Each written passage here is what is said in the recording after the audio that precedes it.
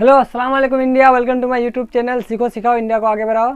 तो आज हम लोग देखेंगे green house effect. Green house effect किसे कहते हैं? तो पहला क्या लिखा गया है यहाँ, ग्रीन हाउस इफेक्ट। इसमें क्या बोला है कि सूरज से आने वाली मुख्तलिफ वेवलेंथ वाली इंफ्रारेड रेज, सूरज से आने वाली मुख्तलिफ वेवलेंथ वाली इंफ्रारेड रेज को कोरा फिजा में मौजूद अलग अलग गैसें जज्ब करके माहौल को गर्म कर देती है, जिसको ग्रीन हाउस इफेक्ट कहते हैं। ग्रीन हाउस इफेक्ट क्या है कि सूरज से जितनी भी रेज आती है इंफ्रारेड रेज, वो सब को क्या करती है, इंफ्रारेड में आ गया यूवी रेज, ये सब आएगा उसमें क्या हो गया, जो कोरा फिजा में जितने भी क्या हमारे गैस हैं मौजूद, वो सब क्या करते हैं, इसको अपने अंदर जज्ब कर लेते हैं, जज्ब करके हमारे माहौल को गर्म कर देती है, जिसको हम लोग क्या कहते हैं, ग्रीन हाउस इफेक्ट कहते हैं।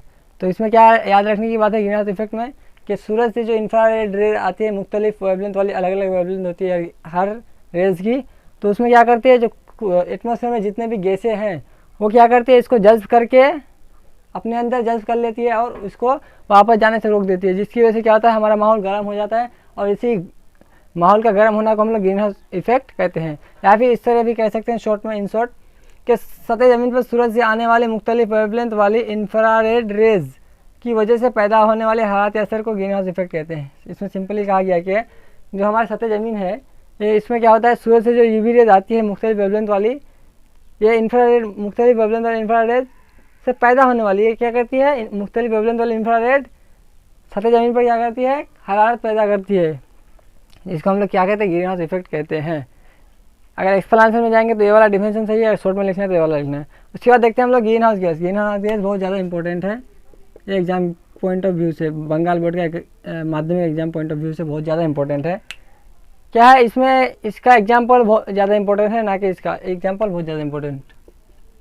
ग्रीन हाउस क्या है, वो गैस है जो ग्रीन हाउस असर के लिए जिम्मेदार होती है। क्या होती है, ग्रीन हाउस असर के जो गैसें ग्रीन हाउस असर के लिए जिम्मेदार होती है, उसे हम लोग ग्रीन हाउस गैसेस कहते हैं। ये गैसें क्या करती हैं, सूरज से आने वाली मुख्तलिफ वेवलेंथ वाली यूवी रेज को अपने अंदर जज्ब कर लेती है, जज्ब करके हमारे माहौल को गर्म कर देती है, जिसको हम लोग ग्रीन हाउस इफेक्ट कहते हैं। तो उसमें हिस्सा लेती है कौन, ग्रीन हाउस गैसेस। एग्जाम्पल इसका है H2O वाटर वेपर, इसको बोला जाता है CO2 carbon dioxide, N2O nitrogen dioxide die nitrogen oxide, and O3 ozone हो गया, CH4 मीथेन हो गया आपका, CFC क्लोरोफ्लोरोकार्बन। तो आप लोग यहाँ तक उतारे, उसके बाद हम लोग आगे देखते हैं। तो भाई लोग बढ़ते हैं आगे, देखते हैं हम लोग कि ग्रीन हाउस गैसेस इफेक्ट क्या है। तो सतह ज़मीन पर क्या है लिखा है, सतह ज़मीन पर ग्रीन हाउस इफेक्ट के लिए सबसे ज़्यादा हिस्सा लेने वाली ग्रीन हाउस गैसेस जितने भी हमारे ग्रीन हाउस गैसेस है, CO2, H2O water vapour, N2O, O3, CH4, CFC, तो इन सब में सबसे ज़्यादा कौन किसका किरदार सबसे ज़्यादा होता है? तो सबसे ज़्यादा रोल जो प्ले करता है उसका वो है क्या है, water vapour. Water vapour 36 to 70% ये पार्टिसिपेट करता है ग्रीन हाउस इफेक्ट में, मतलब माहौल को गर्म करने में सबसे ज़्यादा रोल किसका है, वाटर वेपर। वाटर वेपर होता है ना, भाप वेपर, जब हम लोग पानी गर्म करते हैं तो ऊपर उठता है ना भाप, उसी को बोलते हैं हम लोग वाटर वेपर, बोला जाता है उसको, पानी का भाप। एंड दूसरा नंबर पे है CO2, दूसरा नंबर पे है कार्बन डाइऑक्साइड, उसका 9 to 26%। इसको मैथ में नहीं पढ़ना है, 36 टू, इसको क्या पढ़ना है, 2 पढ़ना है इसको। 36 to 70%, 9 to 26%, 4 to 9%, 3 to 7%, इसको ऐसे पढ़ा जाता है। 36 - 70 नहीं, 36 to 70%, ऐसे लिखा जाता है इसको, 36 to 70। जिससे आप लोग ऐसा बाकी सब लिख लीजिएगा, 30 पढ़ना ऐसे करके 36 to 70%। हाँ, तो पहला है क्या, H2O है 36 to 70%, CO2 है 9 to 26% रोल प्ले करता है ग्रीन हाउस इफेक्ट में। एंड थर्ड नंबर पे है आप लोगों का CH4 मीथेन। मीथेन का कितना % इसमें यूज़ होता है, या फिर ये रोल प्ले करता है ग्रीन हाउस इफेक्ट में, 4 to 9%। एंड O3 ओजोन जो लेयर हम लोग का, वो 3 to 7% क्या करता है, अपना रोल प्ले करता है किसमें, ग्रीन हाउस इफेक्ट में। अब देखते हैं, ये वाला बहुत ज़्यादा इंपॉर्टेंट क्वेश्चन है कि हाँ, N2 nitrogen gas and O2 oxygen gas are not greenhouse gas के ऑक्सीजन और नाइट्रोजन को ग्रीन हाउस गैस काहे नहीं कहा जाता है, फिर काहे नहीं है, या क्या है, why N2 and O2 are not greenhouse gases, O2 और N2 ग्रीन हाउस गैस क्यों नहीं है? तो क्या है इसका रीज़न, इसके पीछे क्या है तो O2 N2 ग्रीन हाउस, इसका रीज़न देखते हैं। इसका रीज़न क्या बोला है कि जो N2 और O2 गैस होती है, जितने भी गैसेस हैं ग्रीन हाउस गैसेस, ये क्या करती है, सूरज से आने वाली यूवी रेज को अपने अंदर जज्ब कर लेती है, जिसकी वजह से हमारा माहौल का टेम्परेचर बढ़ जाता है। इसलिए उसको क्या बोलते हैं, ग्रीन हाउस गैस बोलते हैं। मतलब जो गैस ग्रीन हाउस इफेक्ट में पार्टिसिपेट करता है उसको हम लोग ग्रीन हाउस गैस कहते हैं, या फिर जो गैस ग्रीन हाउस इफेक्ट के लिए जिम्मेदार होती है, लिखा है इसमें नोट में, तो वही उसी को क्या बोलते हैं हम लोग ग्रीन हाउस गैस कहते हैं। लेकिन यहाँ क्या बोला है कि N2 जो O2 है ना, ये दोनों गैस क्या करता है, सूरज से आने वाली यूवी रेज को जज्ब भी नहीं करता है। जब जज्ब भी नहीं करेगा तो माहौल भी गर्म नहीं होगा, इसलिए इसको ग्रीन हाउस गैस की कैटेगरी में नहीं रखा गया है। आई बात समझ में? तो यहाँ लिखा हुआ क्या है, क्योंकि N2 और O2 सूरज से आने वाली यूवी रेज को अपने अंदर जज्ब नहीं करती है, बस यही तक लिखना है, ये जिसकी वजह से ये नहीं भी लिखने से चलेगा। मेन मुद्दा यहाँ है कि O2 जो और N2 क्या है, ये सूरज से आने वाली यूवी रेज को अपने अंदर जज्ब नहीं करती है, जिसकी वजह से क्या होता है, हमारे माहौल का जो टेम्परेचर है वो एकसा रहता है, नॉर्मल रहता है, जिसकी वजह से माहौल का दर्जा में कोई फ़र्क पैदा नहीं होता है, या फ़र्क नहीं होता है। पैदा छोड़ दो, फ़र्क नहीं होता है लिख दो, इतना बड़ा पैदा का लिखना है, फ़र्क नहीं होता है। मेन यहाँ तक है, क्योंकि O2 N2 सूरज से आने वाली यूवी रेज को अपने अंदर जज्ब नहीं करती है, बस यही इसका मेन मुद्दा है कि नहीं जज्ब करती है। नहीं जज्ब करेगा तो हमारा माहौल का टेम्परेचर क्या हो जाएगा, एक सा रहेगा, कोई डिफरेंस नहीं पाया जाएगा, नहीं बढ़ेगा नहीं घटेगा। बढ़ना है, माहौल का टेम्परेचर बढ़ने को भाई ग्रीन हाउस इफेक्ट कहते हैं। माहौल का टेम्परेचर अगर नहीं बढ़ेगा तो उसको ग्रीन हाउस इफेक्ट हम लोग नहीं कहते, नहीं कहेंगे। तो मेन इंपॉर्टेंट बात यहाँ हुआ, इसको बहुत ज़्यादा स्टमक मान लीजिएगा, कि N2 और O2 क्या है, ग्रीन हाउस गैस नहीं है। एमसीक्यू में आ सकता है, which of the following is a green house, which of the following is not a green house gas. तो अगर O2 रहेगा ऑप्शन में तो O2 को मानना है, N2 रहेगा तो N2 को मानना है, दोनों रहेगा तो बोथ लिखना है, 1 एंड जितना भी ऑप्शन में रहेगा, 1 में रहेगा तो 1, 2 में रहेगा तो 2, और दोनों रहेगा तो 1 2 बोथ।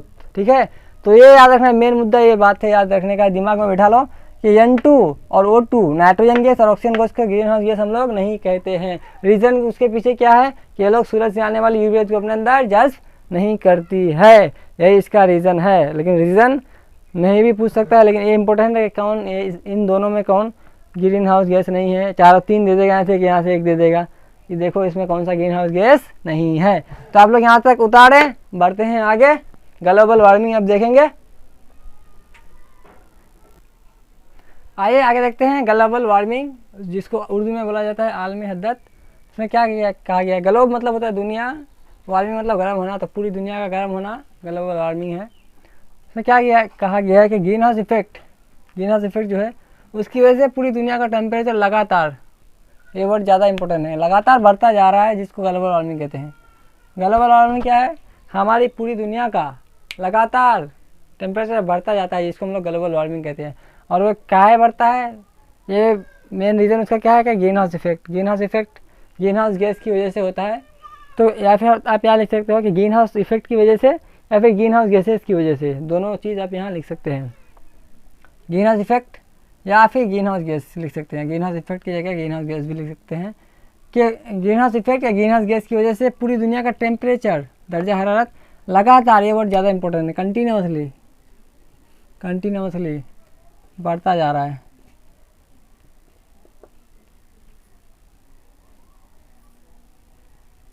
कंटिन्यूसली बढ़ता जा रहा है, जिसको हम लोग आलमी हद्दत या ग्लोबल वार्मिंग कहते हैं। तो ग्लोबल वार्मिंग क्या है, पूरी दुनिया का टेम्परेचर लगातार बढ़ना ग्लोबल वार्मिंग कहलाता है। अब उसका क्या लिखा है कि future effects of global warming और ग्रीन हाउस इफेक्ट, क्वेश्चन में आएगा write down 2 future effect of global warming और green house effect. Green house effect लिखो या फिर ग्लोबल वार्मिंग का जो फ्यूचर इफेक्ट है उसको आप लोग बयान कीजिए या लिखिए। आलमी हद्दत या ग्रीन हाउस असर के मुस्तकबिल असरात, ग्रीन हाउस इफेक्ट और ग्लोबल वार्मिंग के मुस्तकबिल असरात क्या है, मतलब उसकी वजह से आने वाले दिनों में क्या हो सकता है, क्या प्रोबेबिलिटी है होने का। पहले लिखा गया यहाँ पॉइंट कि अगर माहौल का दर्जा हरारत, हमारे एटमॉस्फेयर का टेम्परेचर इसी तरह बढ़ता रहा तो आने वाले दिनों में साइबेरिया एक जगह है जहाँ साइबेरिया में फ्रोजन टंड्रा और बर्फीले ग्लेशियर पिघलने और समुद्र में पानी का लेवल बढ़ जाएगा और सैलाब की शक्ल में पूरी दुनिया मुतासिर होगी। इस तरह से क्या है, जो हमारा ग्लेशियर है पहाड़ों में जमा हुआ, वो क्या हो जाएगा, अगर माहौल का टेम्परेचर बढ़ता रहेगा तो ग्लेशियर पिघलने लगेंगे, पिघलने की वजह से क्या हो जाएगा, समुद्र का जो पानी का लेवल है वो अप हो जाएगा और पूरी दुनिया में सैलाब की शक्ल इख्तियार कर लेगा, जिसकी वजह से पूरी दुनिया बुरी तरह से मुतासिर होगी, पूरी दुनिया बुरी तरह से मुतासिर हो जाएगी। दूसरा पॉइंट क्या लिखा है, अगर आइंदा दिनों में मतलब आने वाले दिनों में ग्लोबल वार्मिंग की शरह आइंदा दिनों में ग्लोबल वार्मिंग की शरह यही रही तो 2050 तक पूरी दुनिया से तकरीबन पेड़ पौधों और जानवरों की तादाद तकरीबन 30% पेड़ पौधों और जानवरों की तादाद खत्म हो जाएगी। एक अंदाजा, एक सर्वे किया गया है जिसमें ये पाया गया कि अगर जो ग्लोबल वार्मिंग का जो रेट है अभी जो बढ़ रहा है, जिस तरह से गर्मी बढ़ रही है, अगर यही रहा तो आइंदा दिनों में कुछ सालों में अंदाज़ा लगा गया है कि 2050 तक पूरी दुनिया में जितने भी पेड़ पौधे या जानवर है उसका जो 30% पॉपुलेशन है वो क्या हो जाएगा, तकरीबन दुनिया से ख़त्म हो जाएगी।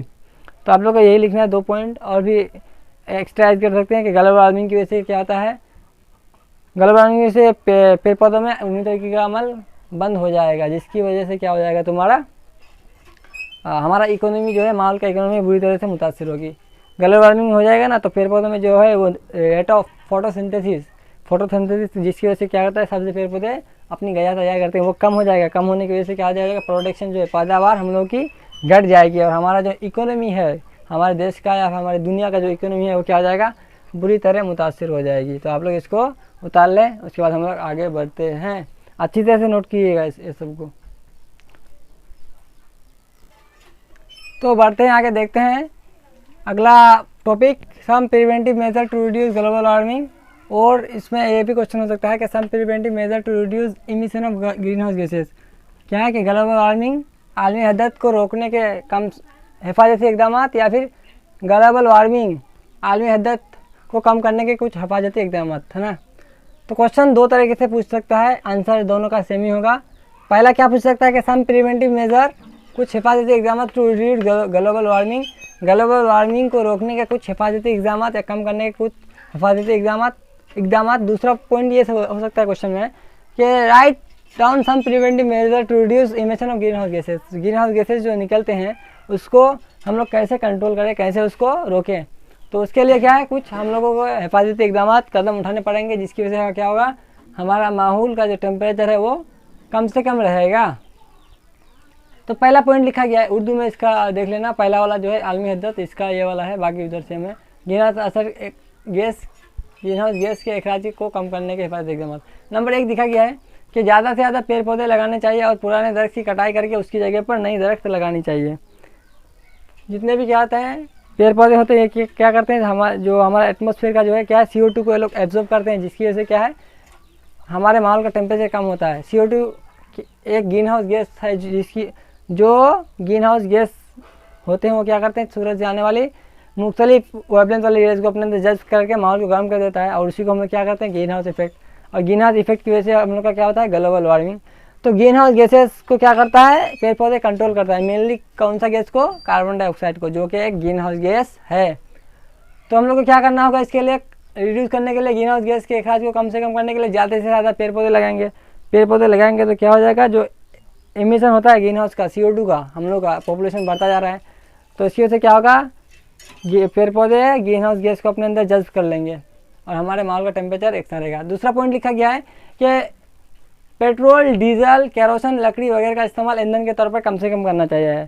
इसको ईंधन के तौर पर हम लोग क्या करेंगे, कम से कम यूज़ करेंगे, क्योंकि इससे क्या होता है, CO2 गैस निकलती है, ग्रीन हाउस गैस निकलती है इससे भी, और मुख्तलिफ गैसें निकलती है, SO2 भी निकलती है, कम जलता है। तो उसके बाद दूसरा देखते हैं, थर्ड पॉइंट लिखा है कि LPG और CNG का इस्तेमाल ईंधन के तौर पर ज़्यादा से ज़्यादा करना चाहिए। LPG लिक्विफाइड पेट्रोलियम गैस और कंप्रेस्ड नेचुरल गैस का इस्तेमाल ईंधन के तौर पर ज़्यादा से ज़्यादा करना चाहिए। तो इसका इस्तेमाल करके हम लोग क्या कर सकते हैं, हमारा जो एनवायरनमेंट है, माहौल है, उसको हम लोग क्या कर सकते हैं, उसकी हिफाजत कर सकते हैं, ख़त्म होने से उसको रोक सकते हैं। जैसे कहा गया कि 2050 तक पूरी दुनिया में ग्लोबल वार्मिंग की वजह से 30% तकरीबन क्या हो जाएगा, पेड़ पौधे और जानवरों की नस्लें बर्बाद हो जाएगी, ख़त्म हो जाएगी। ये एक क्या अनुभव लगाया गया। तो उसी को रोकने के ये सब क्या है, कुछ हिफाजती इकदाम है। तो आप लोग इसको उतार लीजिएगा, अच्छे से नोट करते चलिएगा।